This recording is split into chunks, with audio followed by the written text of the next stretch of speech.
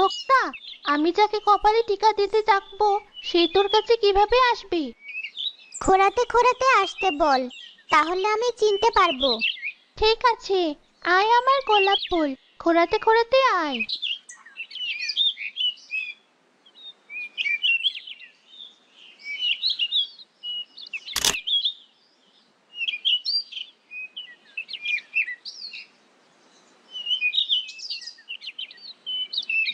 এবার বল কে এসেছিল তোর কপালে টিকা দিতে?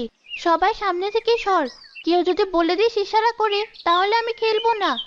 বলছি না, তুই যে কেমন মানুষ বুঝি না, সামনেও থাকতে দিচ্ছিস না। মুখটা ভালো করে ভেবে বল, না হলে কিন্তু আমরা পিছিয়ে পড়বো। দাঁড়া বলছি, চোখটা যেভাবে ধরেছিল কিছুই তো দেখতে পাইনি। আপু, দাদি কেমন করছিল? ডাক্তার এসে ওষুধ দিয়ে গিয়েছে, বলেছে দাদি নাকি বেশি দিন বাঁচবে না। কিসব বলছিস তুই ভাই? তাড়াতাড়ি বাড়িতে চল। এই, তোরা খেল, আমি আর খেলবো না।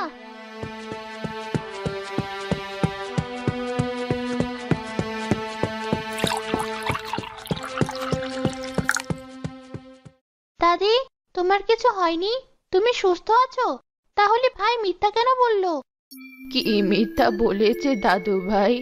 দাদু ভাই, তোকে না বলেছি মিথ্যে কথা বলতে নেই? কি করবো দাদি, আপুকে তো ভালোভাবে বললে কিছুতেই বাড়িতে আসতো না, তাই তো মিথ্যে বলে বাড়িতে এনেছে।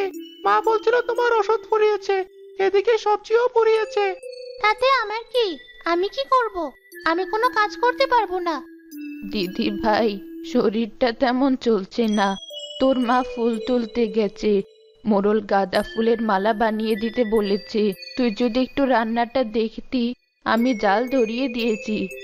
ঠিক আছে, আমি রান্না করছি, তোমাকে এমন করে বলতে হবে না। আর ভাই, তুই মায়ের সাথে কেন যাসনি? মায়ের শরীরে এমনিতেই জ্বর। এই মোড়ল সবসময় মাকে দিয়ে কষ্টের কাজ করায়। মরলের বাড়িতে কাজ না করলে তো আমাদের পেটে ভাত জোটে না, তাই তো মা এত কষ্ট করে। আর যদি ছেলেটা বেঁচে থাকতো, তাহলে এত কষ্ট করতে হতো না বৌমাকে। যাই হোক দিদি ভাই, আমি তরকারি কেটে দিচ্ছি, আর কেমন করে রান্না করতে হয় তোকে বলে দিচ্ছি।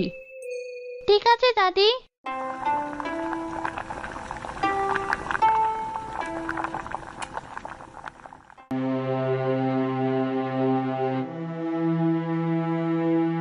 কি হয়েছে মা, তোমাকে এমন দেখাচ্ছে কেন? শরীর খারাপ নাকি? পায়ে কি হয়েছে? এমন খোঁড়াচ্ছ কেন?